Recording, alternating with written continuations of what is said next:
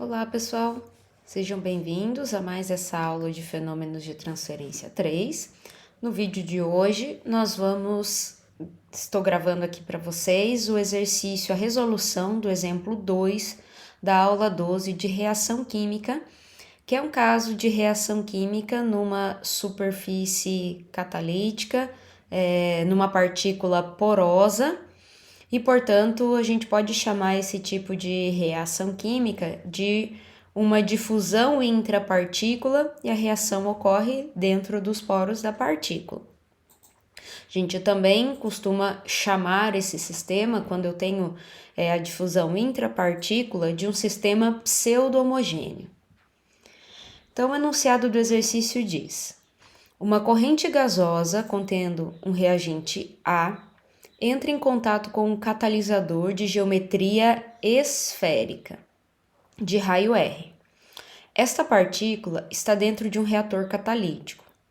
Nas imediações da partícula catalítica, a concentração do reagente A é CaS, ou seja, ele me dá a condição de contorno na superfície da partícula. A espécie A difunde através dos poros existentes no catalisador e converte no produto B, através de uma reação irreversível de primeira ordem no sítio ativo do mesmo.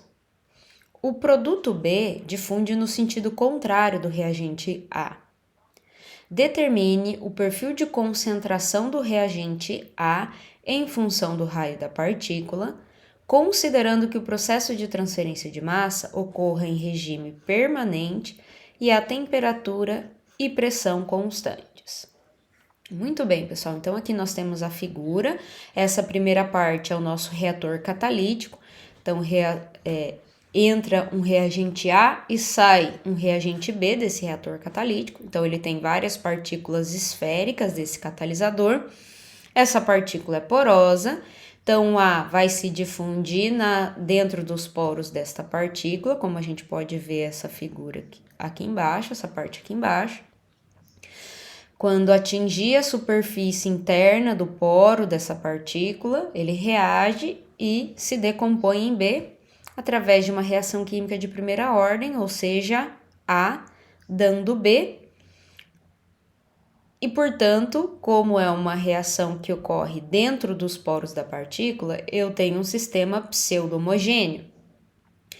E, apesar de ser uma reação heterogênea, a espécie química ela vai se difundir dentro da partícula, porque eu tenho uma partícula porosa. Então, o meu Ra3', ao invés dele ser igual a cinética da reação química, na verdade ele é um sistema pseudo-homogêneo, então ele vai ser esse Azinho, que é a área superficial catalítica por unidade de volume do catalisador, então é a área por volume, vezes a cinética da reação química. Então, o nosso Ra3' no sistema pseudo-homogêneo vai ser a cinética da reação química, então esse A está sendo consumido, ele se difunde na direção contrária do eixo R crescente, né? Então vai ser menos KSCA. Então, na nossa figura esférica, conforme a gente pode ver nesse desenho, eu tenho o A se difundindo na direção contrária do R crescente e o B se difundindo na direção contrária do A, ou seja, em direção crescente do R. Então, o fluxo de A é negativo e o fluxo de B é positivo. Então, começamos descrevendo as nossas hipóteses, né? Primeiro, coordenadas esféricas, porque a nossa partícula ela é esférica. Estado estacionário, então, no final do problema, ele pediu para a gente considerar um regime permanente, então eu não tenho acúmulo. O fluxo vai ser unidirecional na direção radial, então eu tenho uma reação heterogênea numa partícula porosa, e isso significa uma difusão intrapartícula, ou seja, um sistema pseudo-homogêneo, em que o Ra3', lá da nossa equação da conservação, vai ser igual a A, que é a área por volume, vezes a cinética da reação química. Nós vamos considerar esse A e esse B como gases ideais. temperatura e pressão são constantes e nós temos duas espécies químicas, certo? A e B. Então, iniciamos com a nossa equação da conservação em coordenadas esféricas e vamos simplificar de acordo com as nossas hipóteses. Então, o primeiro termo é zero, porque eu não tenho acúmulo, o estado é estacionário. O segundo termo, que é em função do fluxo na direção radial, ele vai ser importante, a gente não pode desprezar, porque o fluxo é unidirecional no raio. Agora, os próximos termos, que são fluxo na direção θ e fluxo na direção φ, eles vão ser desprezíveis, porque o fluxo é unidirecional na direção radial. E o nosso RA3', apesar de se tratar de uma reação heterogênea, a difusão vai ocorrer internamente, ou seja, intrapartícula, porque a partícula é porosa. Então, vai ser descrito pelo sistema pseudo-homogêneo. Então, ele não vai ser zerado nesse caso. Então, se a gente reescrever o que sobrou da nossa equação da conservação, já substituindo o nosso termo RA3' aqui, né? Então, ficou 1 sobre R quadrado, DDR, de R ao quadrado, NAR, igual a menos A, KSCA, certo? Posso passar esse R quadrado multiplicando lá para o outro lado da igualdade, que foi feito aqui, e eu tenho, então, a minha equação diferencial, que eu vou chamar de 1. Nós vamos guardar essa equação, porque agora nós precisamos trabalhar com a equação do fluxo. Lembrando que o raio que está dentro da derivada, aqui eu tenho uma derivada à função do raio. Então, esse raio eu não posso tirar de dentro da derivada, ok? Então, agora trabalhando com a equação do fluxo, né, vamos simplificar de acordo com as hipóteses que a gente tem aqui também. Então, o fluxo ele vai ser NAR, então na direção radial, unidirecional. O meu DAM, nós vamos substituir por um D efetivo, porque é uma partícula, se trata de uma partícula porosa, então a difusão vai ocorrer dentro dos poros, então eu tenho que considerar essa difusividade dentro do poro da espécie química A, que é a nossa espécie química de interesse. O gradiente de Ca, nós vamos abrir de acordo com a hipótese 3, apenas na direção radial, que é a nossa direção de interesse. E na parte convectiva do fluxo, percebam que nós temos duas espécies químicas, então vou ter Na e Nb. Só que aqui nós temos que considerar a nossa reação química e a estequiometria dessa reação. Então, eu tenho um A dando um B, ou seja, eu posso dizer que o fluxo de A, tudo isso em função da contradifusão equimolar, o fluxo de A vai ser igual a menos o fluxo de B, porque a estequiometria é 1 para 1, certo? Então, substituindo o fluxo de B por menos fluxo de A, ou seja, dentro do parênteses eu vou ficar com Na menos Na, ou seja, zero. Então, todo o segundo termo, a parte convectiva aqui do meu fluxo, vai ser zerado. Então, eu posso representar a minha equação do fluxo apenas pela lei de Fick, né? Ou pela contribuição difusiva, que é a nossa equação 2. Então, nós vamos substituir esta equação 2 aqui na nossa equação 1, porque nós queremos obter o perfil de concentração de A, certo? Então, substituindo a equação 2 em 1, nós vamos ficar com DDR menos R ao quadrado D efetivo dCAdr, e o outro do lado da igualdade a gente já havia substituído o nosso RA3'. O D efetivo, então, pela hipótese de temperatura e pressão constantes, a gente pode tirar ele de dentro da integral, da derivada, perdão, e passar ele dividindo pelo outro lado da igualdade, como foram realizados aqui nos próximos passos, certo? Pessoal, percebam que o Azinho, né, que é a área por volume, a constante cinética, e o D efetivo são termos constantes aqui no nosso lado direito aqui da igualdade da nossa equação, certo? Então, eu vou juntar todos esses termos constantes e vou chamar de lambda ao quadrado, certo? Vou chamar de uma única constante. Por que lambda ao quadrado? Porque nós queremos representar esta equação diferencial no formato de uma equação diferencial de segunda ordem, homogênea, que a gente já conheça a solução para essa equação diferencial, certo? Ou seja, essa equação que está circulada em vermelho aqui embaixo é uma equação diferencial homogênea de segunda ordem que a gente já conhece, tem uma solução conhecida para ela. Então, nós vamos tentar reescrever a equação de cima, que é a nossa equação diferencial para CA, em função do raio, no formato dessa equação para poder trabalhar, então, com essa equação, essa solução conhecida, certo?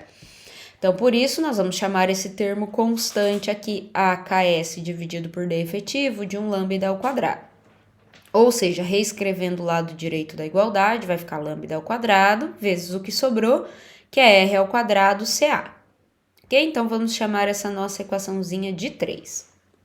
Bom, para tentar reescrever a nossa equação diferencial de CA no formato da equação de segunda ordem, diferencial de segunda ordem com solução conhecida, nós vamos ter que fazer alguns passos matemáticos. Então, como nós temos coordenadas esféricas, né, nós vamos fazer o procedimento aqui, vamos chamar, substituir, né, o nosso CA por π.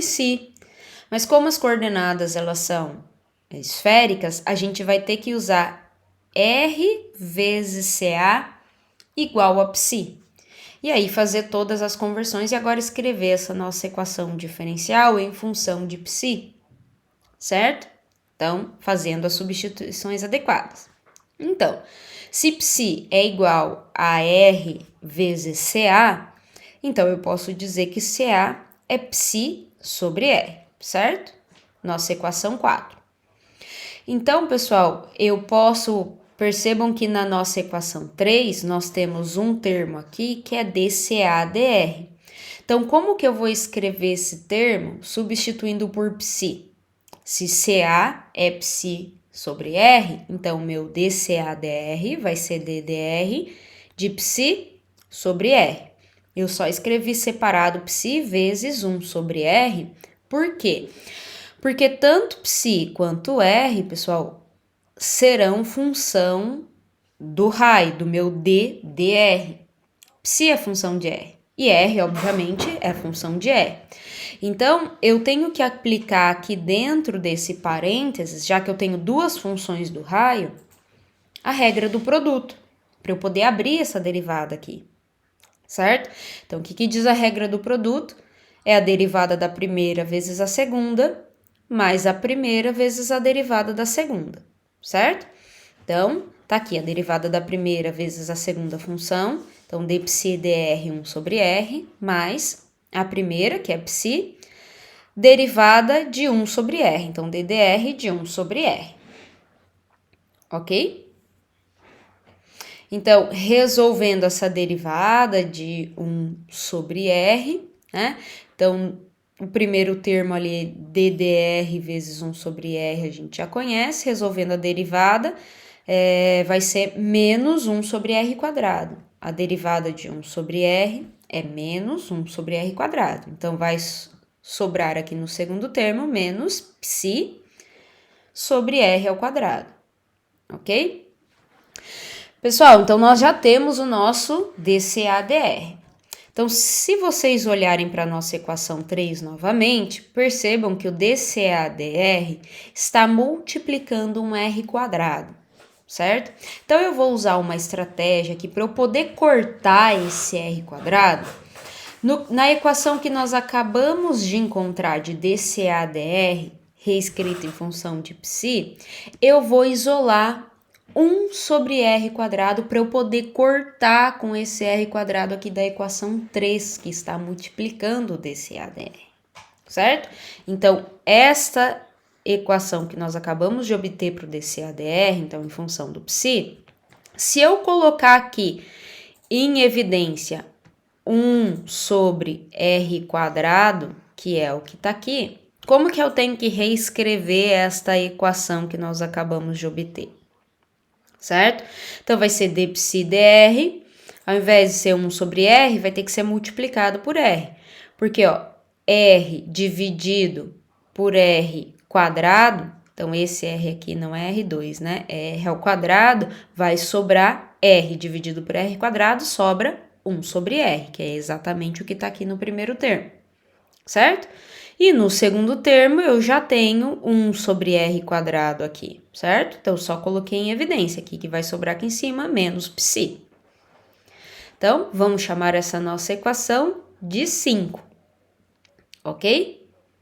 Então, pessoal, substituindo a equação 4, que é CA igual a psi sobre r, e a equação 5, que é o dCAdr em função de psi, lá na minha equação 3, que é a nossa equação diferencial para esse problema, que nós vamos obter.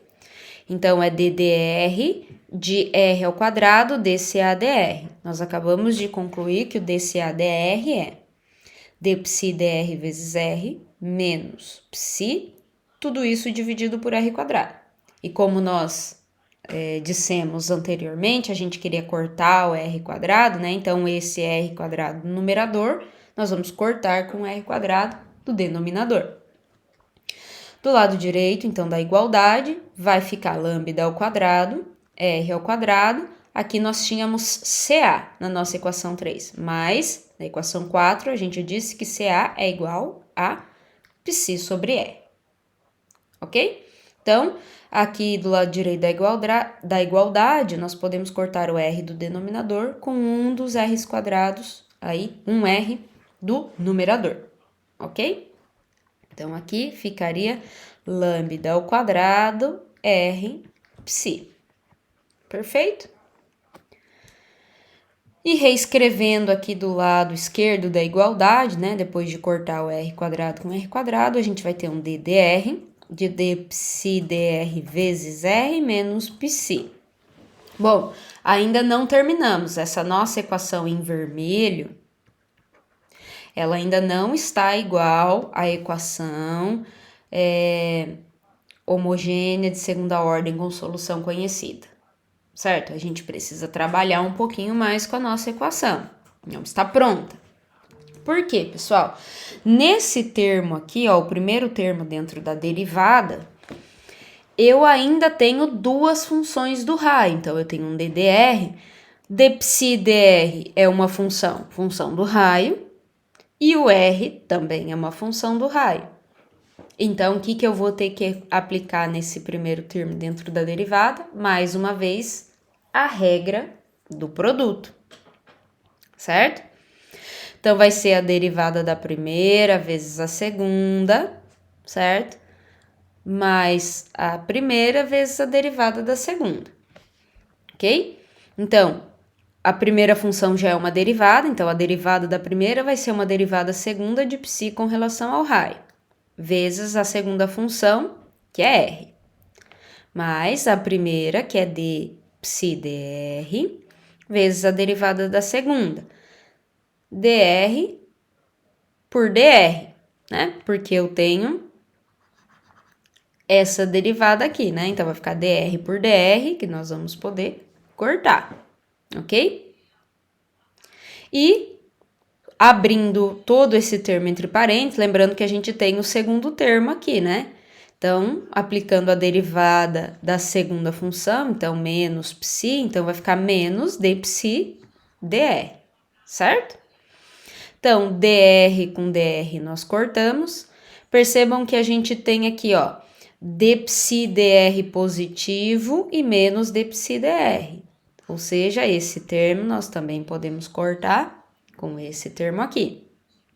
E o que sobrou, d ao quadrado psi dr ao quadrado vezes r igual a lambda ao quadrado vezes r psi. Ou seja, eu tenho r dos dois lados da equação. Ou seja, esse raio, eu vou poder cortar com esse raio aqui. O que vai sobrar? A derivada segunda de psi com relação ao raio, menos do outro lado da igualdade, tinha sobrado lambda psi. O que eu passei negativo. Então, se ele é positivo, ele passa para o outro lado negativo. Então, menos lambda ao quadrado psi, tudo isso igual a zero. Ou seja, pessoal, finalmente conseguimos chegar na nossa equação diferencial de segunda ordem homogênea com solução conhecida. Então, nós podemos usar a solução conhecida. Psi é igual a C1 cosseno hiperbólico de lambda R mais C2 seno hiperbólico de lambda R, ok? Que agora nos cabe, então, encontrar as constantes, certo? Lembrando que CA na nossa equação 4, né? Lembrando na nossa equação 4, CA era psi sobre R. CA era psi sobre R. Então, o nosso psi é RCA. Então, substituindo aqui no lugar do psi R vezes CA, nós vamos ter tudo isso igual as constantes e os cossenos e senos hiperbólicos, que é a nossa equação 6. Para terminar esse perfil, o que nós vamos precisar fazer, pessoal? Aplicar as nossas condições de contorno, achar C1 e achar C2, ok? Então, vamos relembrar das nossas condições de contorno que ele deu lá no problema, tá? Vamos voltar para o enunciado. Então, o que ele disse? Que essa partícula está dentro de um reator catalítico e nas imediações da partícula catalítica, a concentração de A é CaS, em mol por centímetro cúbico.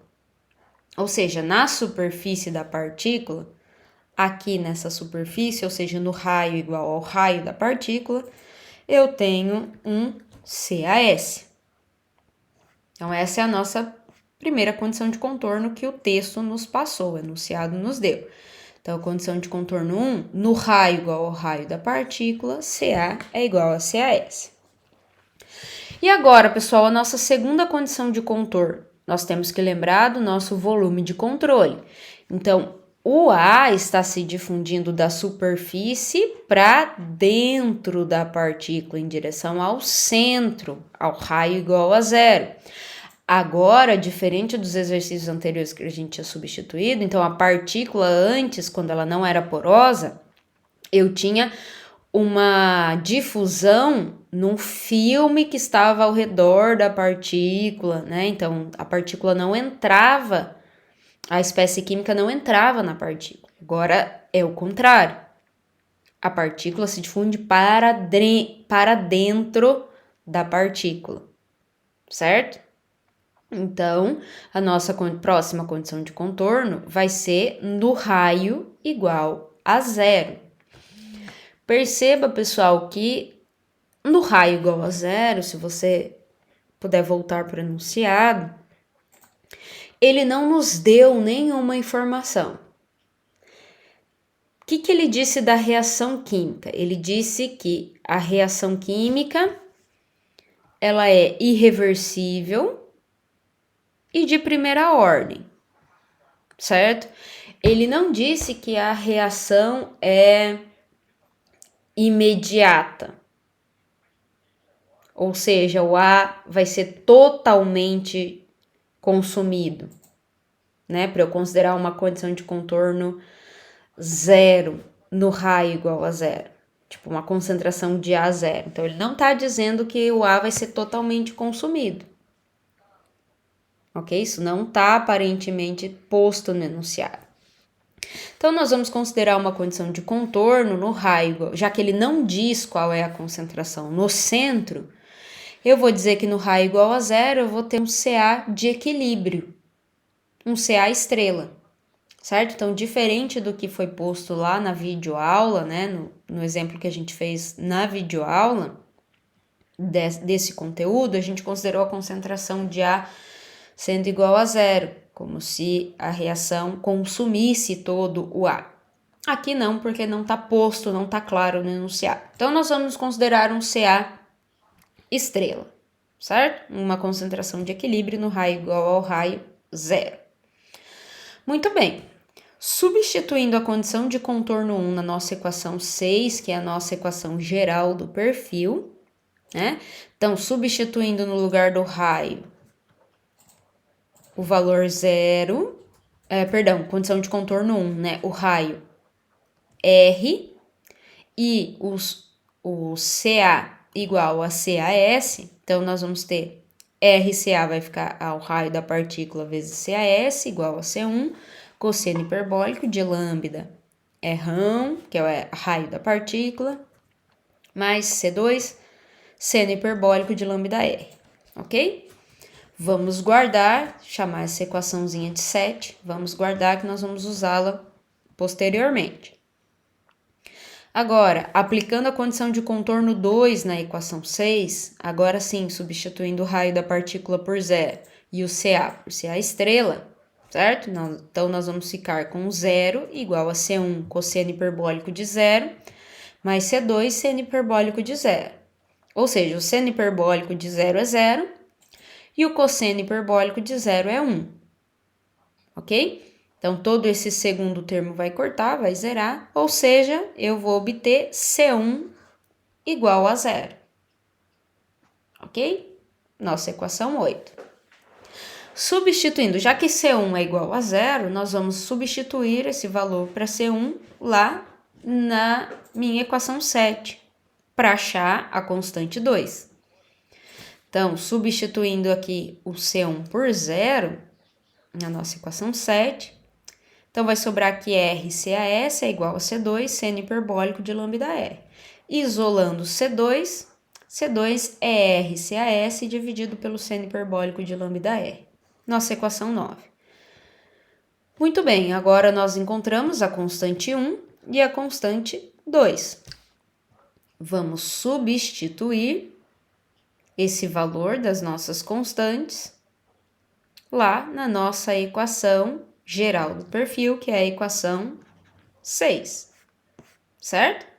Então, vai ficar RCA, vai ser 1 é 0, então vai zerar todo o primeiro termo, C2 é RCAS seno hiperbólico de lambda R, vezes o seno hiperbólico de lambda R. Então, aqui eu tenho o Rão, que é o raio da partícula, e esse R é a minha incógnita, né? Então, para todo R eu vou ter um CA. Cuidado para não cortar esses dois senos hiperbólicos. Então, só rearranjando essa equação, o meu CA vai ser igual a CAS vezes Rão por R'im, vezes seno hiperbólico de lambda R, dividido pelo seno hiperbólico de lambda, raio da partícula. Ok? Eu só passei esse CAS dividindo, então, CA por CAS, para comparar, porque era o mesmo formato, é o mesmo perfil de concentração. Se vocês compararem esse exercício com o exercício que foi resolvido lá na videoaula 12, certo? Desta parte de reação química com difusão intrapartícula, certo? É o mesmo perfil. Percebam que a condição de contorno 2 utilizada lá foi diferente.